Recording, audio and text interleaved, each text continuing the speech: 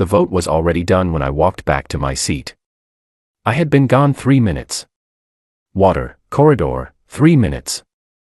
In that time, the Galactic Council of Sovereign Species had reclassified Earth from member sovereign to observed primitive.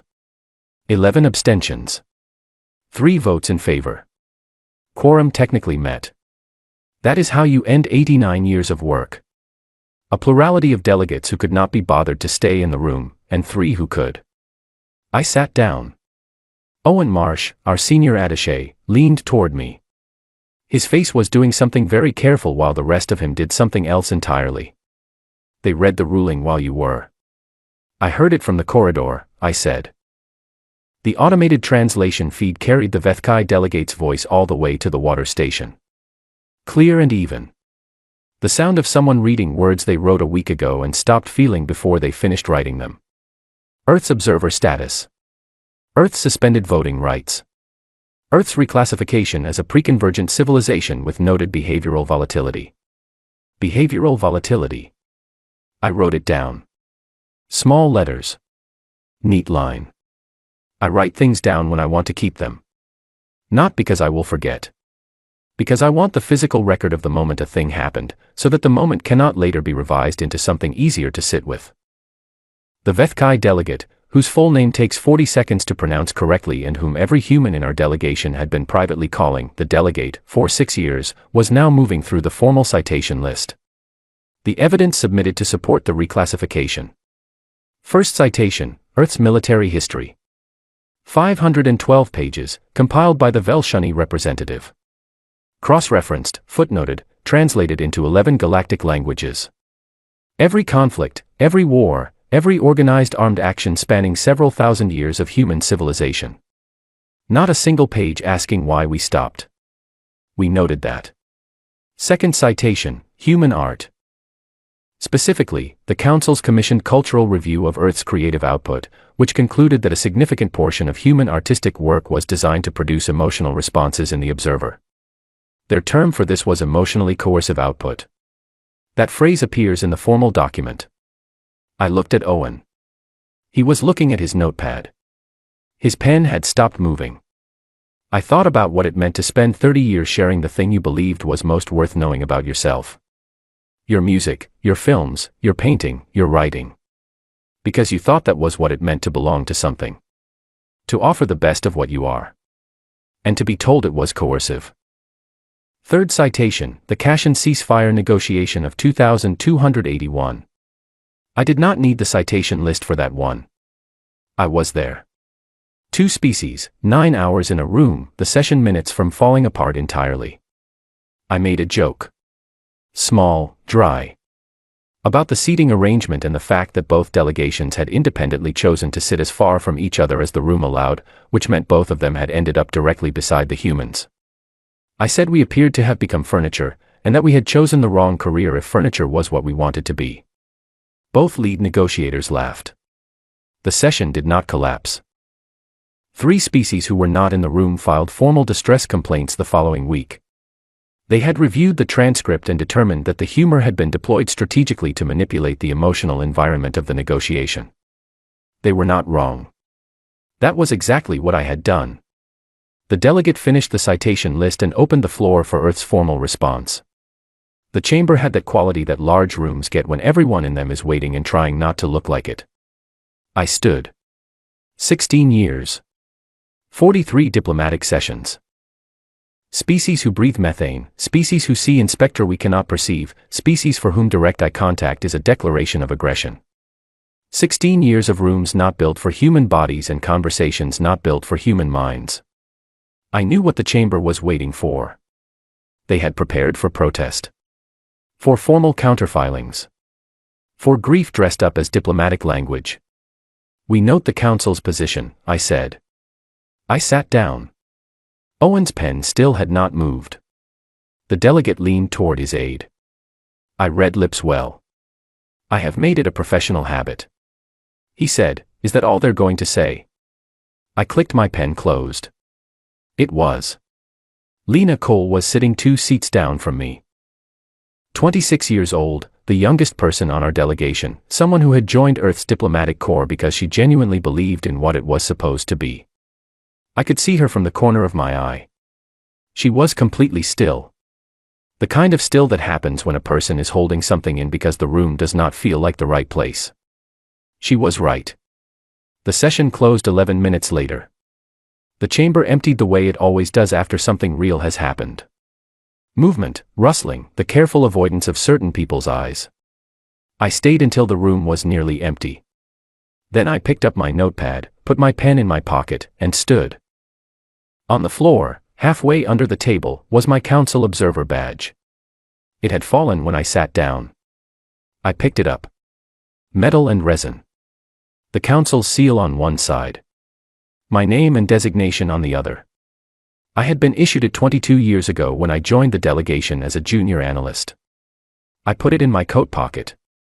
I did not put it back on. Owen was waiting at the door. He opened his mouth. "Not here," I said. He closed it.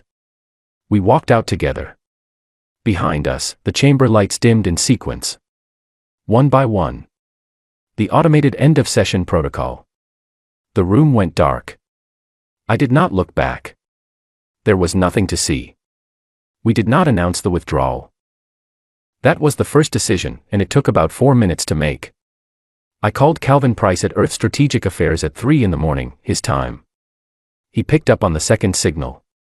That told me he had been awake. "Tell me it went better than the feed says," he said. "The feed is accurate." A pause. "The kind that has weight in it. What do you need from me?" "Authorization for full withdrawal. All personnel, all infrastructure, all active programs. No press. No formal announcement.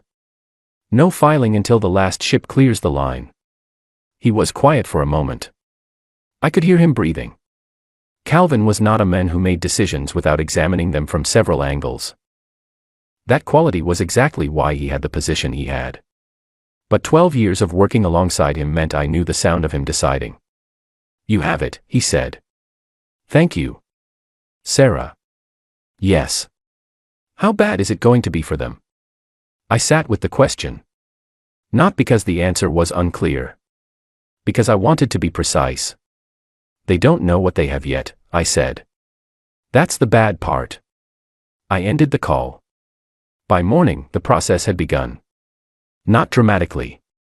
The way water leaves a container that has a small hole at the bottom.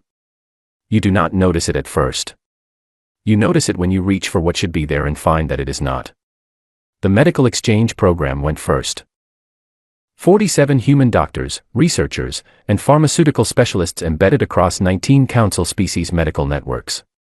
They filed standard leave of absence notices, citing internal administrative restructuring, and began handing over their caseloads. Neatly. Completely. Every active file documented, every ongoing treatment written up in enough detail that someone could theoretically continue it. Whether someone would was a separate question. The 12 engineers on Relay 7 came next.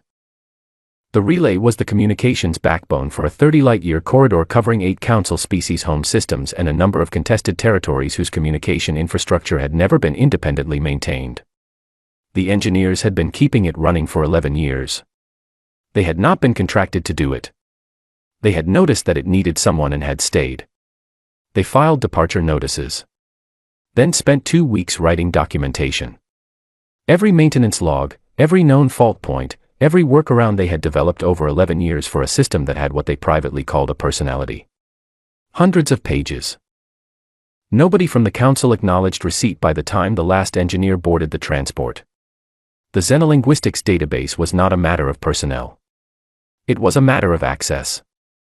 The database was Earth's, built over 30 years by Earth's linguists. It contained translation tools for 43 galactic languages, including 17 language pairs for which no cross-language reference had existed before human linguists created one. Access had been offered to council members as a courtesy. I made the change from a secure terminal aboard the diplomatic vessel Grey Line, which was already moving toward the threshold line. 2 minutes of work. I changed the permissions. I logged it. I sat for a moment looking at the confirmation screen.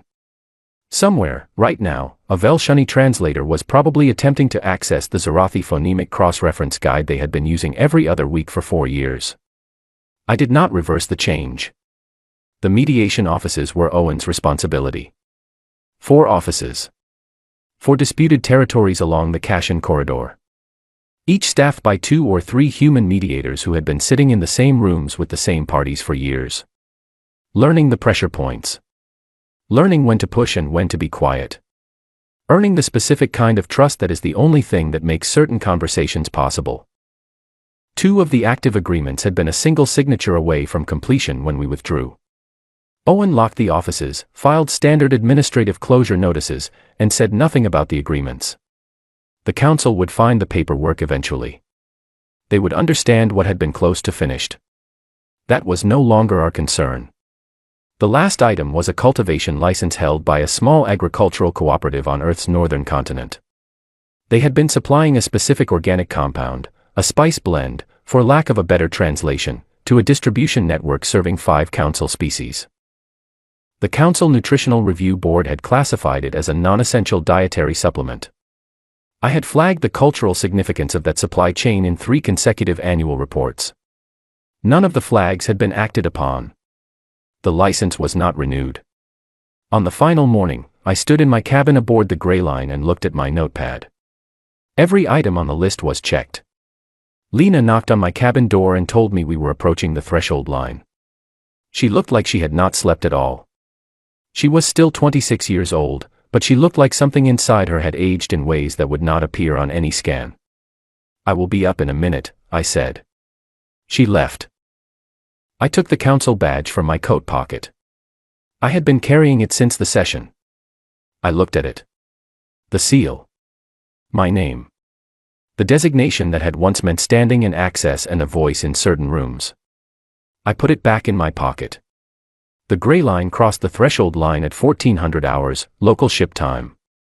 I was on the observation deck. The boundary beacons passed outside the viewport, the automated markers designating the edge of council space. On the other side, Earth's independently managed territory. Ours. Unmapped by council cartographers. Unwatched by council monitoring systems. I filed the withdrawal notice at 1403 minutes. Standard format. 3 sentences. All diplomatic, personnel, infrastructure, and programmatic presence was withdrawn from Galactic Council space, effective immediately. No timeline for return. No grievances listed. The automated acknowledgement came back in 40 seconds.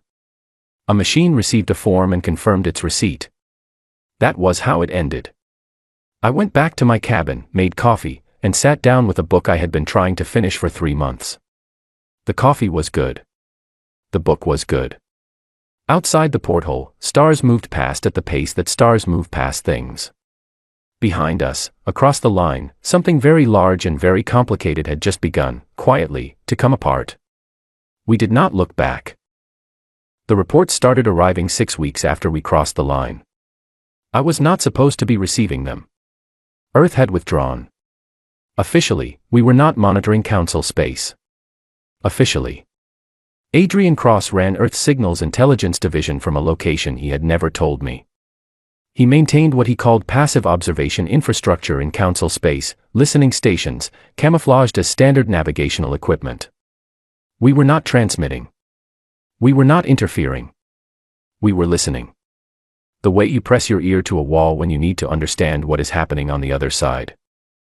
Adrian sent me the first summary at 7 in the morning, to the personal terminal in the house I had rented on the eastern Cape Coast. 1 floor. Large windows. A view of the water that reminded you the planet was old and real and largely indifferent to galactic politics. A dog had come with the property, medium-sized, orange fur, no clearly identifiable breed, who had decided within the first hour that I was acceptable company. I had started calling her Bench because she sat on my feet. 16 pages. I read them over coffee while Bench did what she always did. Month 1. Relay, 7 was degrading. The team that had replaced the human engineers had the documentation. Every page of the hundreds of pages those engineers had written before leaving. What they did not have was 11 years of living with a system that had been modified and patched and coaxed along in ways that sometimes matched the documentation and sometimes did not. The engineers had called it a personality. The replacement team was discovering what that meant. Signal degradation reached 23% across the corridor within 4 months. The Velshani were blaming the GOLVine maintenance crews. The GOLVine were blaming budget shortfalls. Neither of them mentioned the documentation. I wondered if they had read it. Month 2. 3 disputes in the Kashin corridor, all of which had been in active mediation at the time of our withdrawal. 2 of them had been close. The kind of close that takes years to build. Years of the same humans in the same room, learning where the walls are, learning when a silence means anger and when it means consideration, earning the kind of trust that does not transfer cleanly to a handover document. Without the mediation offices, both parties had reconvened twice through formal council channels and stopped both times. The council's own mediators were available. But they were not the people who had spent 3 years building those specific rooms, and the rooms were gone, and what had lived in those rooms was gone with them. One of the disputes had escalated to a formal military posture. No shots fired. But both sides had moved assets into position, and assets in position have a way of becoming arguments for staying in position. I had flagged this risk 14 months before the session. A formal risk assessment on the Kashin mediations and what would happen to them if the human offices were disrupted for any reason. The report had received an automated receipt confirmation. I read the Kashin section. Put the summary down. Bench pushed her nose against my knee. I know, I said. I picked the summary back up. Month 3. The Zarathi hegemony and the Velshani consortium sat down for a routine trade session and managed 40 minutes before the table collapsed. The reason was linguistic. It was always going to be linguistic. 17 shared phonemes across their 2 languages, each one carrying opposite meanings depending on breath pattern at the point of articulation. For 40 years, human translators had managed this. Not because anyone contracted them, not because there was a budget line for it. Because the humans who built the Xenolinguistics database had noticed the problem in year 2 and had simply made themselves available. It was that kind of thing.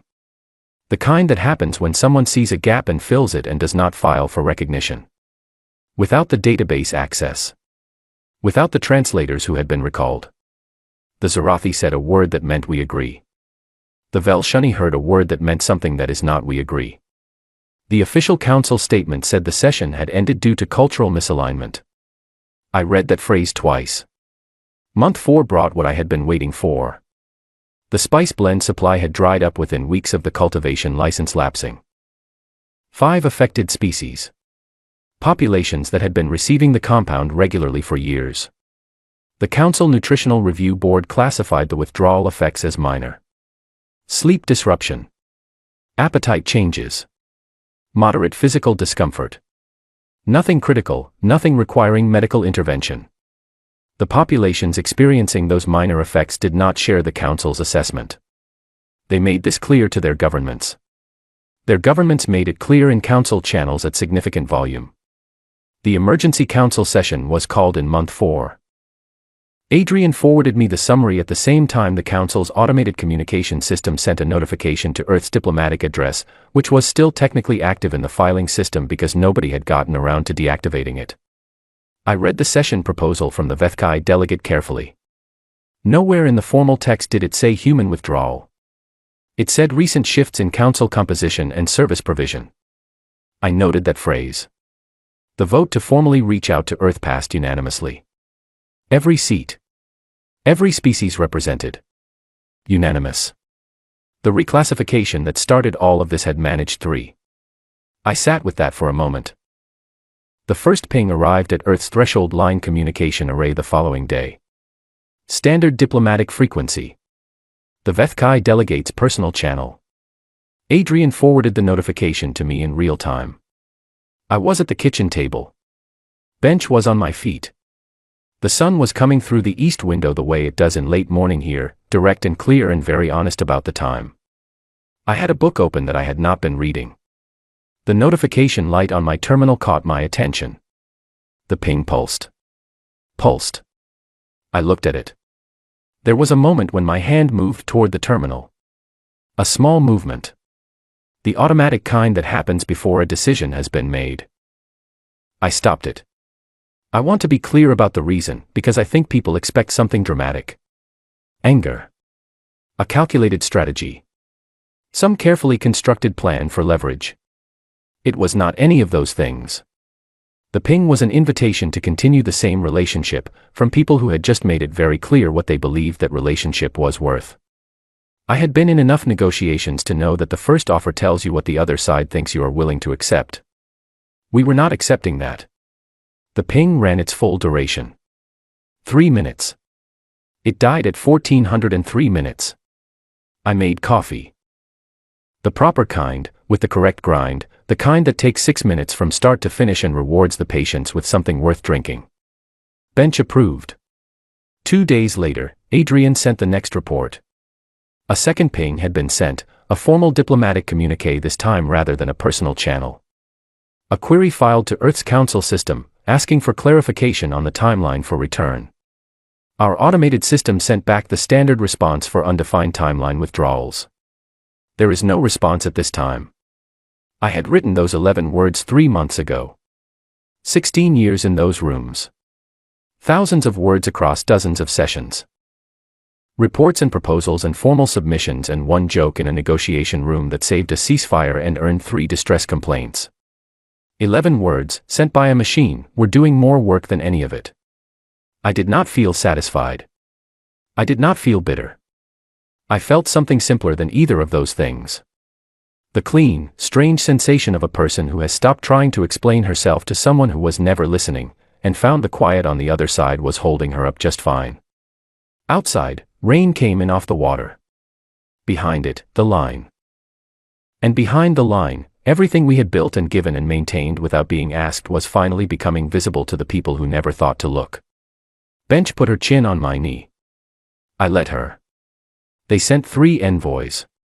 I watched all of them from a distance. The first came 8 months after we crossed the line. The Vethkai delegate himself, which told me something. Not about sincerity. Sincerity is easy to perform, and the delegate had been performing things across a conference table from me for years. It told me about urgency. It told me the situation had shifted to the level where they stopped sending representatives and started sending the person responsible. He arrived at the threshold line and transmitted a prepared statement to the automated receiver. Our array logged it and forwarded the audio file to Adrian, who forwarded it to me. I was making lunch. I listened while I cooked. His voice was careful. Not the practiced evenness of the session, that was the voice of someone reading words they had already stopped feeling. This was different. This was the voice of someone who had rehearsed what they were going to say and was still not entirely sure it was the right thing. He acknowledged a procedural error. He offered Earth reinstatement as member sovereign with 2 additional council seats. 2 seats that would give Earth a voting weight we had never previously been offered across 89 years of membership. He used the phrase procedural error 3 times. I finished making lunch. I ate it. I filed no response. Procedural error. I want to be precise about why that phrase mattered. I did not need an apology. Diplomacy is not built on apologies. It is built on revised assessments. What would have told me something real was a statement saying, "We were wrong about what you are." Not, "We followed the wrong process." Not, "The form was filled incorrectly." Wrong about what you are. Procedural error was not that. Right. Okay. Fine. The second envoy came 3 months after the first. Not from the council directly. A consortium of 6 smaller species, the ones who had abstained from the reclassification vote. The ones who had not pressed for it and had not fought against it and had, in doing nothing, allowed it to happen. They came together, which told me something new. In all my years of council experience, those 6 species talked to each other through intermediaries when they talked at all. Their representative transmitted a different kind of statement. Not formal. Personal. She spoke about the Kashin corridor. About the mediation office that had been in her species' territory, the one where Owen had turned off the lights on the last day of withdrawal. She said her government had been 2 weeks away from presenting a finalized agreement. The parties had met once more without the office and had not met again. She mentioned the medical exchange program. Specifically, a human doctor named Colin Hale who had been embedded in their medical system for 6 years, working on a pediatric treatment that her government had been following closely. The research had stopped when Hale left. The data was his. The methodology was his. The 6 years of patient trust was his. Those things had left with him. I listened to the full transmission. I sat with it for a long time after. She was not wrong about any of it. She was not performing. She was not sending a first offer to test what we would accept. She was describing a real cost being paid by real people who had not voted, had not decided, had simply been present when someone else decided and had not stopped it. I knew that feeling precisely.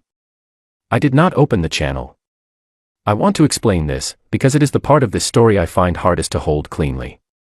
There is a difference between this is strategic and this is right, and I am not always sure those two things were the same thing during that period. What I knew was this: if I opened a channel for the second envoy because the second envoy was not the ones who had done it, if I made an exception for the bystanders, then I was negotiating. And if I was negotiating from a position defined by the session in that chamber. By the 3 votes and the 11 abstentions and the badge sitting in my coat pocket. We were not doing that. We were not negotiating at all. Not yet. Yet was a word I was not ready to say out loud. The channel stayed closed. Her transmission ended. She paused before she disconnected. A long pause, long enough that I thought she was going to say something else. She did not. I kept the pause in my notes. I kept it. The third envoy came 6 weeks later, and it was the one I had been paying closest attention to, because it was the one that told me something real. The council offered humanity a permanent veto. Not additional seats. Not an expanded voting weight. A veto. Unilateral halt authority over any council motion. Without debate. Without appeal. No species in the 89-year history of the Galactic Council had ever been offered a permanent veto. It was not a thing the council had previously treated as a real option. It was now. The Vethkai delegate transmitted the offer personally. His voice on the recording was different from the first transmission. Quieter. The rehearsed quality was entirely gone. He sounded, if I am being precise, like a person who had spent several months understanding something he should have understood much earlier, and who was finding that understanding uncomfortable to live in. He called the offer a gesture of profound respect. I listened to the full transmission twice. Then I opened a channel to the threshold line array. This was the first communication we had initiated since the withdrawal. 8 months. First contact, originating from our side. I let 5 seconds of silence sit on the open channel. We note the council's position, I said. I closed it. Owen was in the room when I made the call. He was quiet for a long moment. Then he said, "Was that the right call?" "I don't know yet," I said. He nodded. He had known me long enough to understand that was a real answer. He sounded different, Owen said. The delegate. On the recording. Yes. Different how? I thought about how to say it precisely. Like someone who wrote a list of everything they thought you were and is starting to realize the list was wrong. Owen considered that. Is that enough? I took the badge from my coat pocket. Turned it over. The council seal caught the light. I set it on the table between us. We both looked at it. Not yet, I said. That evening I wrote a full report to Calvin's office. Not a diplomatic filing. A personal summary of the 3 envoys, my assessment of the council's current position, and my recommendation for next steps. The recommendation was to continue the silence. Not forever. But longer. Something was happening inside the council that the veto offer had made visible. They were no longer simply reacting to practical problems, the relay, the corridor, the supply chain breakdown. They were starting to ask the question underneath all of those problems. The question that all the practical problems were pointing toward. Where did all of this come from? If they followed that question honestly, it would bring them somewhere real. But following a question honestly is very different from reacting to consequences. Consequences produce offers. A veto. Additional seats. Procedural error, repeated 3 times into a recording at a line nobody was answering. I needed them to follow the question. That took time. And it would not happen while they were still in the mode of making offers. The silence was not punishment. I want to be clear about that, because it is easy to read it as punishment and it was not. Punishment is a response to something. Punishment says, look what you did, and now look what I am doing because of what you did. What we were doing was different. We were letting them see. Not what they had done. What we had been. I picked up the badge from the table. I put it in the desk drawer. Not the bin. Not my pocket. A drawer. The kind where things go that you are not ready to decide about. I was not ready. They finally sent someone who was not trying to fix it. That was how I knew something had genuinely changed. 7 months after the third envoy, a single transmission arrived at the threshold line. Not a diplomatic channel. An academic frequency, the kind used for research data transfers and scholarly communication. The identification header read, Velshani Institute for Interspecies History. The attachment was a document. No covering message. No request. No offer of any kind. Just the document, sent to our array, and a return address that was not the Council's. Adrian flagged it. I opened it. The title read, A Preliminary Assessment of Humanity's Functional Role Within the Galactic Community, 2201 to 2289. The author's name at the top was Nora Webb. I looked at the name for a moment. It was a human name, which surprised me. I ran a search through Earth's academic registry. She was real, a dual citizenship human scholar embedded at the Velshani Institute for 12 years, working primarily in interspecies sociology. 9 published papers during that time, most of them in Velshani academic journals. None of them widely circulated within Earth's own institutions. She had apparently spent the past 7 months writing this one. I poured coffee. The proper kind. Bench settled onto my feet. I sat down and began to read. The first section was methodology. She had approached it the way a forensic examiner approaches a scene, starting not from a theory, but from a set of facts that required explanation. The facts were the specific failures that had occurred in the 8 months since Earth's withdrawal. She mapped each failure back to its cause. Then she mapped each cause forward to its origin. Every path, without exception, led back to something human. She wrote, the difficulty in assessing humanity's functional contribution to the galactic community is that the contribution was largely invisible. This invisibility was not incidental. It was structural. Humans did not create institutions to solve problems and then publicize the institutions. They identified gaps and filled them, and then they stayed. She had been working on this for 7 months and had not told the Council she was doing it. She had sent it directly to the threshold line. That told me something about her. Section 2 was on human mediation. She had gone back through the Council's conflict record for 89 years and cross-referenced every resolved or de-escalated dispute with the presence or absence of human mediators. The number she arrived at was 31. 31 situations in which, by her analysis, the involvement of a human mediator had been a decisive variable in preventing escalation to active conflict. She used precise language. She said decisive variable, not sole cause. She was being careful. She also included the 7 situations since our withdrawal in which escalation had occurred, and noted that human mediators had been scheduled or present in 6 of those 7 situations prior to the withdrawal and would, by all reasonable projections, have been present at the critical moments. She wrote, humans did not mediate through authority. They had none, structurally speaking. They mediated through something that does not appear in our taxonomies of diplomatic function. The closest translation, working across 4 galactic languages, is something approximating the capacity to make another person feel heard by someone who does not have a stake in the outcome. This is rarer than it sounds. Most diplomatic frameworks are built entirely around stakeholders. Human mediators were, functionally, the only consistent non-stakeholders in the room. I read that section 3 times. On the 3rd reading, I understood something I had never had language for. 16 years in those chambers. For decades of Earth sending people to that council. And what we had actually been, what we had functioned as, in every practical sense, was the one party that everyone trusted specifically because we were not trying to win anything. We were just trying to get things to work. I had always believed that was the point of diplomacy. I had not understood until that moment that most of the other parties in those rooms had a fundamentally different understanding of the point. Section 3 covered the linguistic architecture.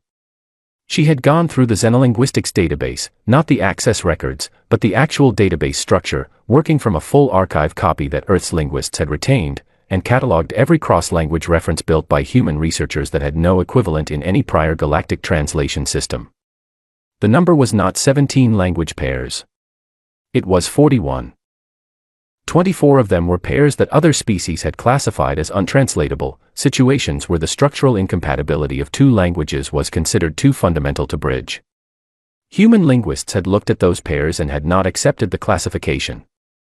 They had gone in and found the paths anyway. She wrote, "What is notable is not the quantity of translation work completed, but the methodology." Human linguists consistently treated language barriers as engineering problems, structures with solutions that had not yet been found, rather than limits that defined the outer boundary of possible communication. This assumption, which appears to be culturally intrinsic to human intellectual practice, produced results that other species had declared impossible. Not because those species lacked technical capacity. Because they had accepted the impossibility. Bench shifted on my feet. I reached down and rested a hand on her without taking my eyes from the page.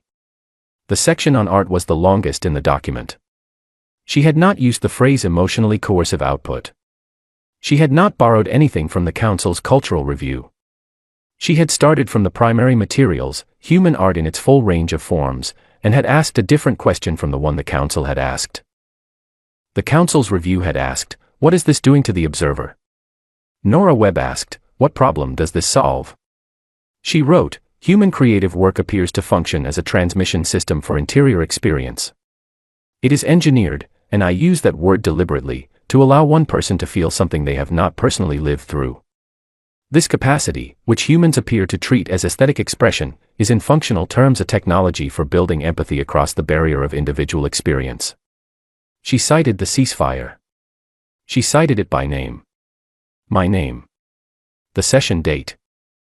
The 15-minute period between the joke and the moment both delegations re-engaged with the framework on the table.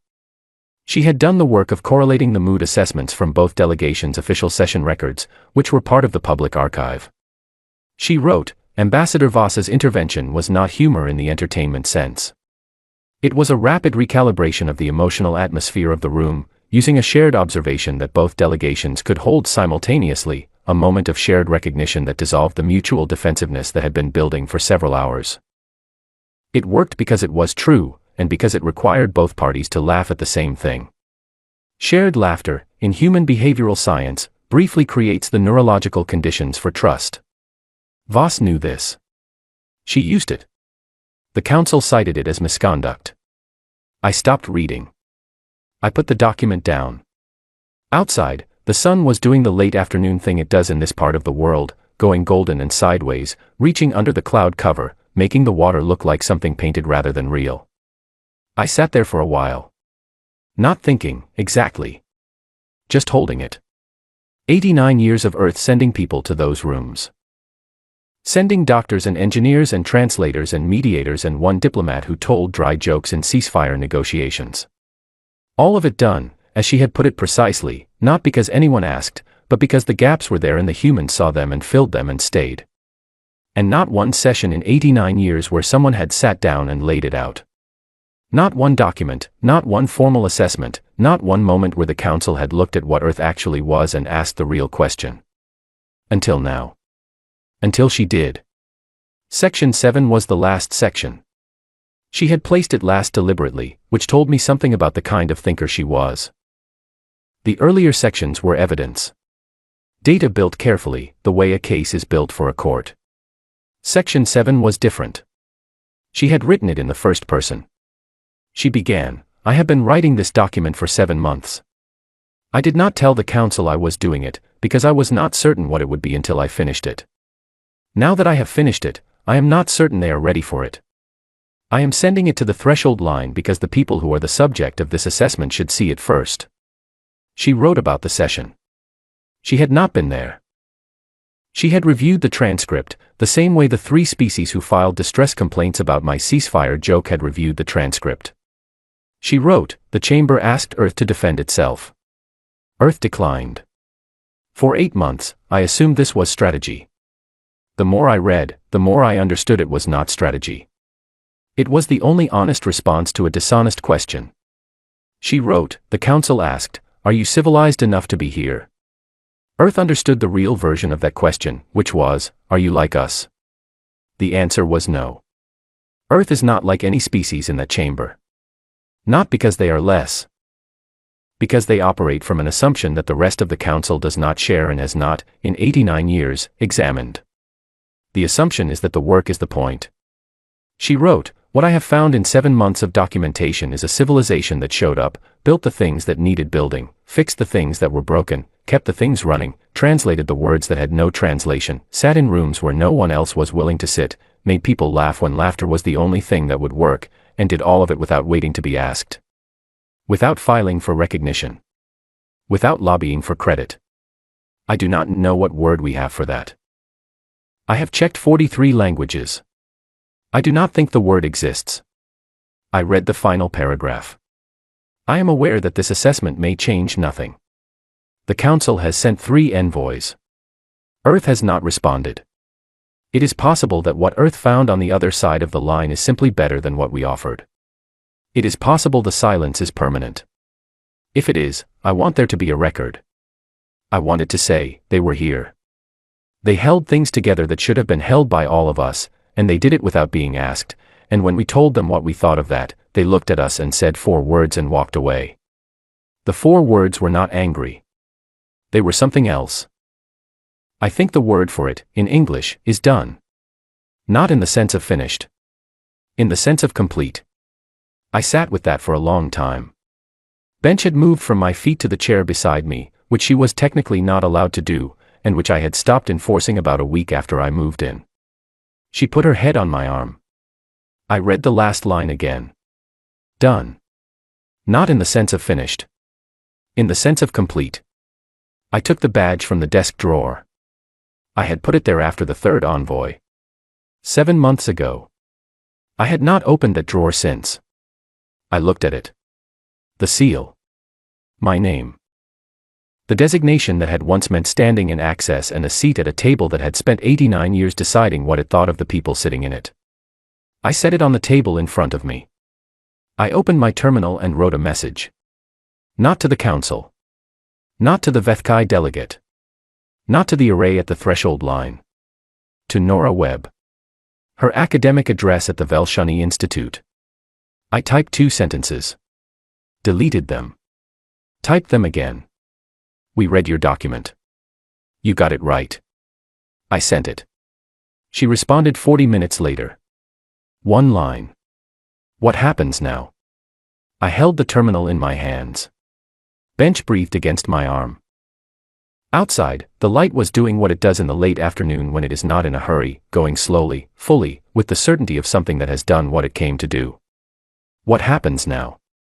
I looked at the badge on the table. The thing about walking away in silence is that it is not the same as walking away. Walking away is a direction. Silence is a state. The silence had been what was needed, not to punish anyone, not to leverage anything, but to give something enough space to finally become visible. And now it was visible. Nora Webb had spent 7 months making it visible. She had not sent the document to the council. She had sent it here, across the line, to the people it was written about. Because she was a human, and that was how humans did things. They noticed what needed doing. They did it. I held the badge. I thought about the 41 language pairs. The 31 de-escalations. The 11 engineers who kept a relay running for 11 years because they saw it needed doing. The cultivation license and the pediatric treatment and the translation of the moment when laughter kept a ceasefire intact.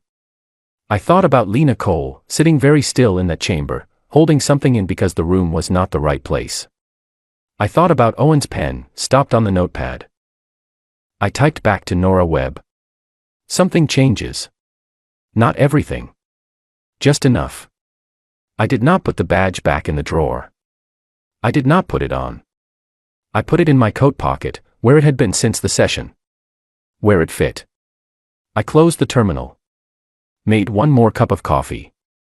Sat by the window while the sun finished what it had started. We had not gone back.